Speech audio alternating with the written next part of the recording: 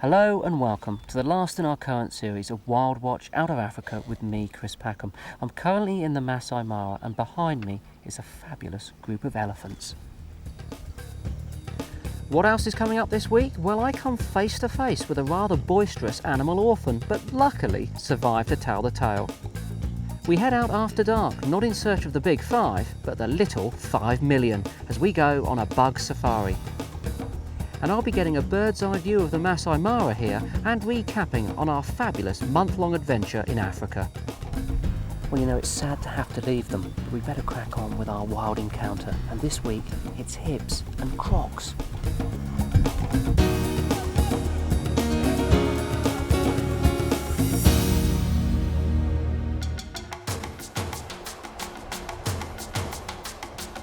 Now, I've come here to Lake Baringo today to meet 2 of Africa's most feared and dangerous animals.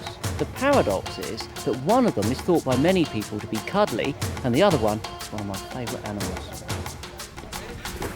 Now, Julius, what do you think our chances are then of seeing hippopotamus? To see hippopotamus. And crocodile? Crocodile. Definite.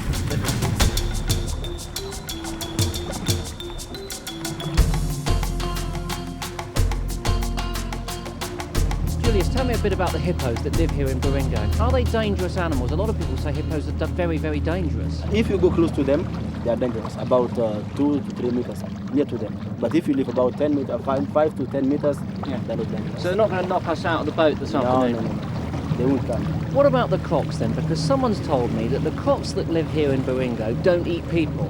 Because they don't eat people, they're friendly crocs. Friendly crocs? They're friendly crocs, yeah, because they eat fish and the small birds.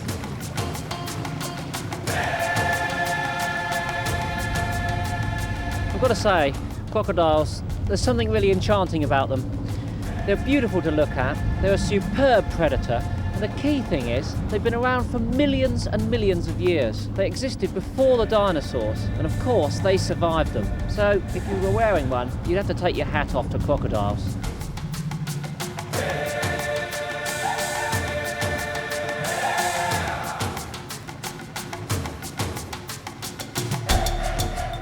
Just look at this.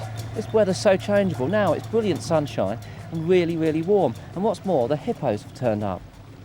There seems to be a little group of them in the water here, some much larger than others. I'm not much of a hippo expert, but I would guess that the biggest ones there are the cows, and those are their offspring.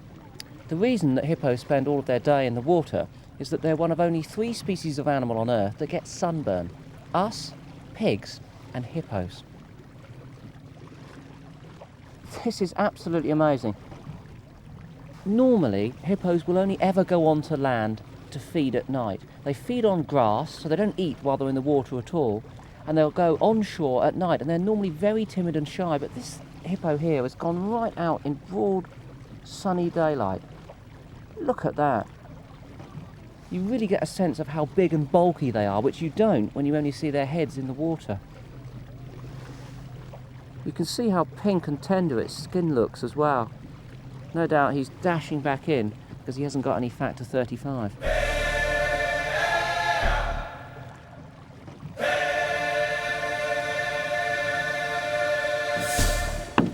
Well, those were extraordinary views of hippo. I've never seen anything like it. But to get more from the crocs, I think we're going to have to go looking for them at night.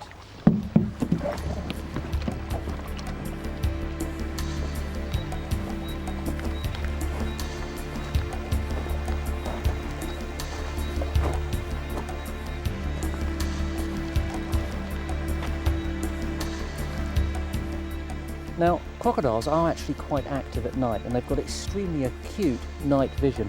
And on that account, I'm using this camera here, which can see very well in the dark, infrared. Unfortunately, the picture is only in black and white. It does give me the opportunity to find these creatures, because they are quite timid, and myself strolling along the bank here has frightened them all into the water. Let's see what I can find. Now, you can generally pick them up because their eyes glow bright red when you shine a light onto them. And there's one there. Now, if I can just zoom in and focus, look at that. A crocodile smile in the lake night. Superb. Yep, here we are, there's another one, again in the water. It's absolutely superb, look at him. And he's sunk beneath the surface. What a fine end to a fabulous day, looking at a couple of creatures whose reputations really aren't deserved. They're good guys, you know. I hope they're good guys, because I've got to get back to the hotel. Well, there you are, you see, it just goes to prove crocodiles are more scared than scary. Told you so. But you know, over the years when we've been doing Wildwatch, we've met plenty of people in the south who like their scary animals, particularly the creepy crawly ones. Remember Martin Nicholas from Bracknell, that guy that exercised his deadly centipede in the bath? And then there was John Paul Lamoureux from Essex, who had a fantastic collection of spiders, including some which were free-ranging. Well, it's all very well seeing those things in captivity, but tonight I'm heading out into the African bush to meet them firsthand. At least, I certainly hope I meet them before they meet me.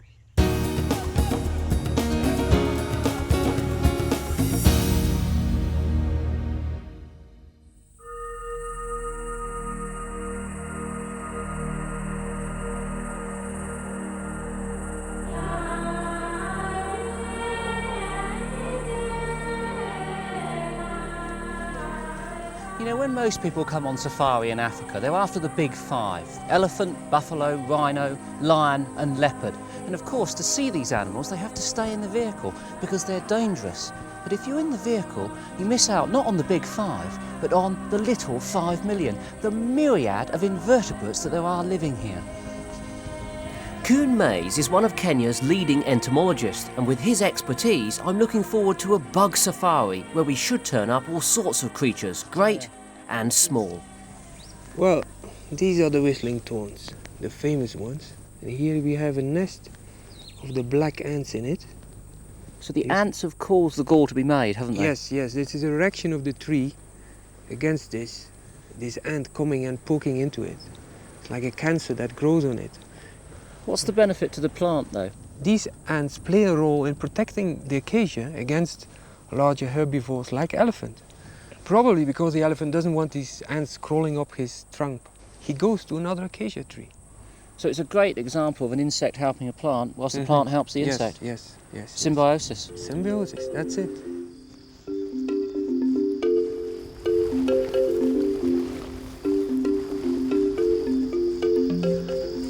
This must be good. Yes. Here. Yeah, let's have a look here. Maybe we find something. Woodlice, if nothing else. Oh, well, maybe everything, beetles, whatever. Let's see. Oh, Superb, look at that. A These millipede. Look, yes. it's curled up like an ammonite. Yes. It has to hide underneath these logs because that's cooler. There's a little bit of humidity over there. That's how these animals survive. They wait. During the rainy season, you can find them everywhere. Now, these millipedes are essential members of the fauna here, aren't they? Because without them, there'd be no decomposition of the vegetable material and we'd be knee-deep in leaves. They eat a lot. They compose a lot of litter. They can do very useful work. So if we put him back under this log, he will be protected from all kinds of predators. Let's see what else we can find. Yes, let's go to the next place. Right, Kuhn, what have we got here then? Well, here we have a small generator with a sheet. We're using a mercury vapor light. Now, there is not too much on the sheet because there's a little bit too much wind. It's a bit cold and we are in altitude. You said there's not too much on there, but if we were at home in the south of England, this would be, you know, a veritable bonanza of insect life. Okay, I've been too long in Africa then. You're too spoiled. But I mean, there is a great diversity. There's things like this. That's a wasp. Yes, that's a typical ichneumoniid. They are very common here on light. And a great number of different types of beetle as well. That one's quite attractive. Yes, these beetles are probably here all in the litter all around.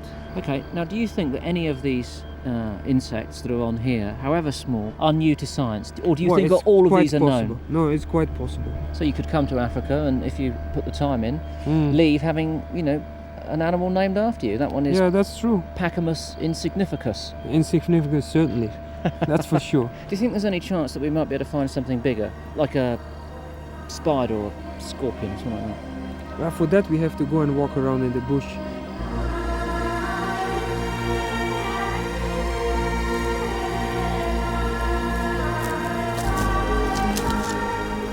Wow, look at that, that's superb. So what type of spider is it? This is a baboon spider. This is the biggest one you find here in Africa. It's a monster. It's a very ferocious thing. Very fast. Aggressive. Very aggressive. My The goodness. fangs are about a centimetre long.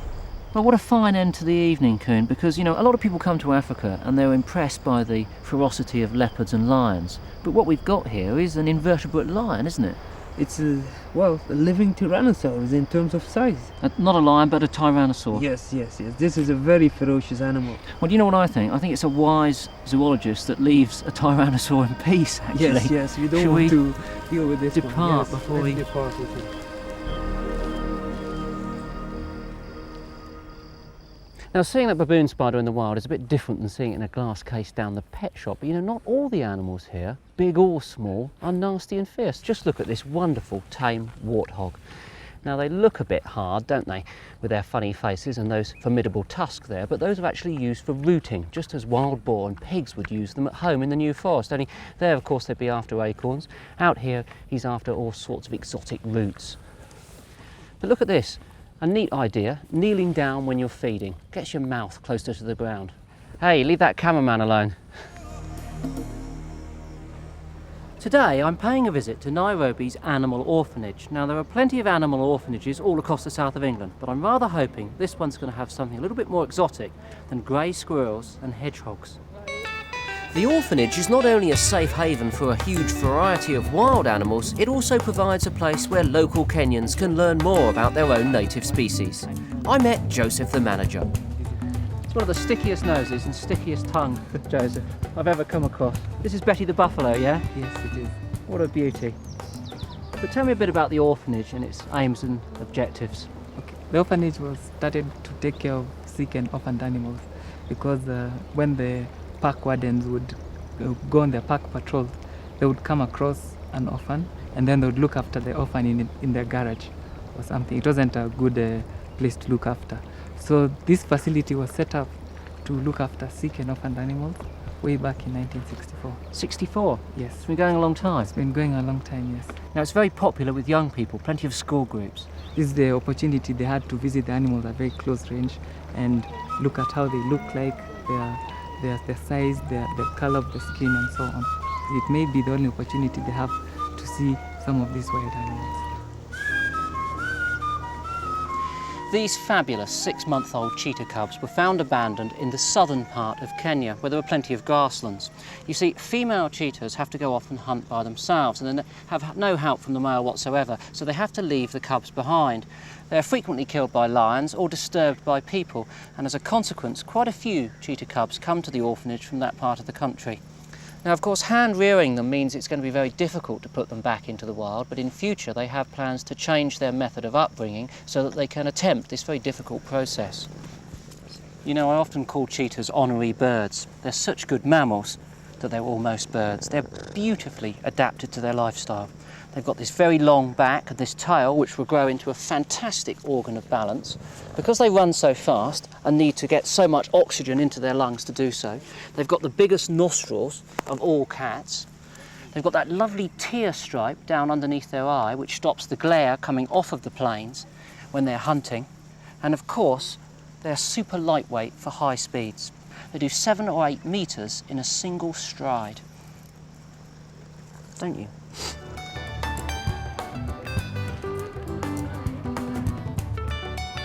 This is Minor. Now, he's an eland that was found in the southern part of the Rift Valley, abandoned and not with the herd, which is where a young antelope should be, the safety in numbers concept. And he arrived here in the orphanage before he was even weaned. Now, at the moment he's very small, although he looks large, because eland are the largest of all of the antelope, and when they get big, they acquire a very formidable set of horns. In fact, Minor's horns here are going to become major, and they're going to span up to about this height with a twist in the bottom of them. Just look at those eyes, lovely long lashes.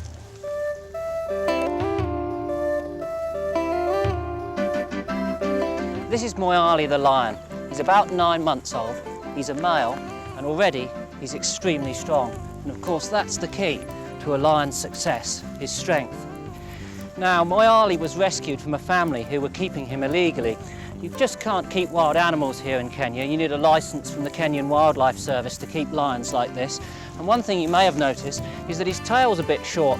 That's because for some bizarre reason they snip the tip off, perhaps to mark him as their lion. And the thing about lions is that they're very muscular.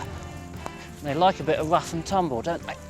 Hey, did you see him slapping me with his paw there? Because that's exactly what they do in the wild. They slap down their prey with those massive paws. Just look at the size of them already.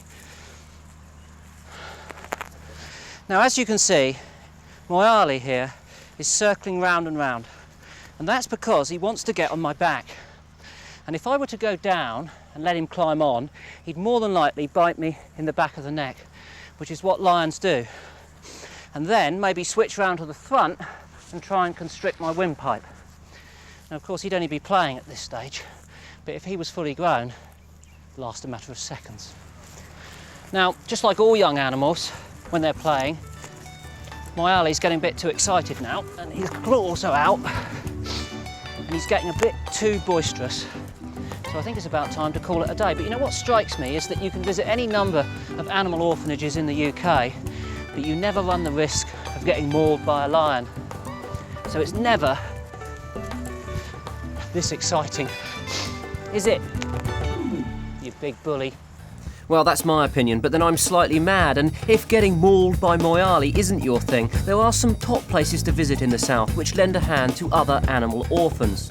This wildcat may not be the size of its cousin, but it's got the attitude to match, and you'll find him and others at the British Wildlife Centre in Surrey. At Wildwood in Kent, you can come face to face with another predator from Britain's past, the elusive wolf. And finally, if you want a close encounter with some aquatic orphans, then the New Forest Otter and Owl Park is where you should head. Well, sadly, our illuminating expedition to the Dark Continent has drawn to a close, and it's time for me to head back to the shores of the south of England. It may even be sunnier there, you never know.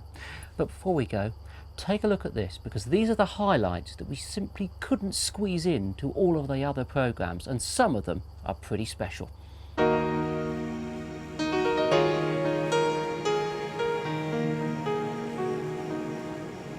An early morning's hot air balloon ride over the Masai Mara was the perfect way to get a bird's eye view of the Great Serengeti Plains.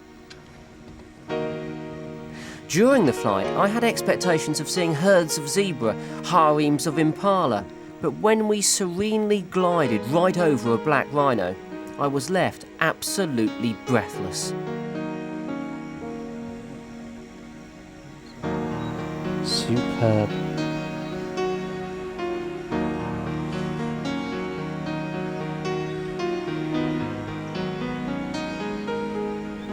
Just as my balloon ride was coming to an end, we drifted right over a huge herd of wildebeest. And wherever you find these, their arch enemy is never far away. What a way to see a lion.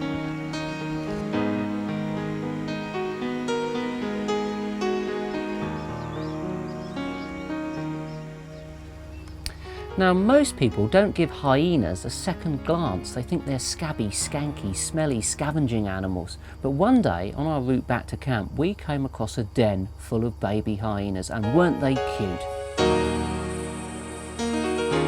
These babies may look like chocolate box material, but even at this young age, their jaw strength is immense. They'll use it to crunch through scavenged carcasses in order to obtain the calcium-rich bone marrow. Just as I was wondering where Mum could be, she returned to the den to make sure her children weren't misbehaving, or maybe it was to keep a watchful eye on us.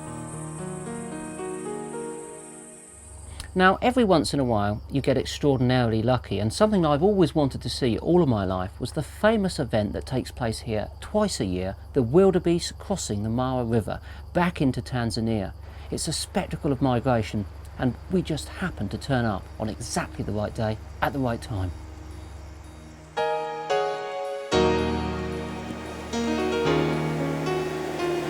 We've been here for a couple of hours. The wildebeest are obviously very apprehensive, and who can blame them? There's some thumping great crocodiles down there, and plenty of evidence that the process is going to be tricky. There's carcasses everywhere, some of them being picked at by vultures and marabou storks.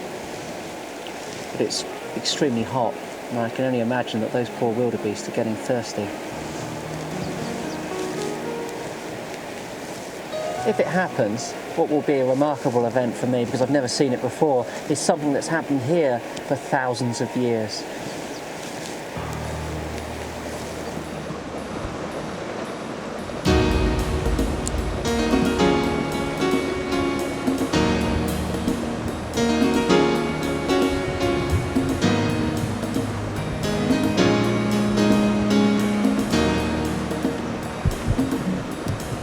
Well, they're on their way. Once one got started walking across the river, the rest have taken in. It seems a bit of a free-for-all.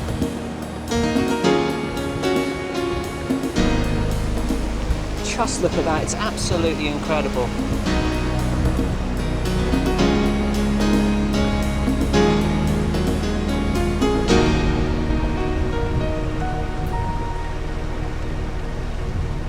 Well, there we are then. That's the end of our series of Wildwatch out of Africa. I hope you've enjoyed seeing all of these exotic creatures. Elephants, hippos, crocodiles, eagles, vultures.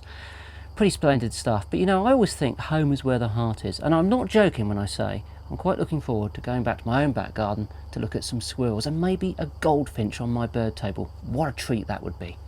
Goodbye. Fantastic. We found the rhino, but unfortunately he's found us. He's coming right towards us. There are 6.5 billion people on this planet at the moment. I am the luckiest one of them. Yeah. What's on the menu? Blood and milk. Let's knuckle down to breakfast then.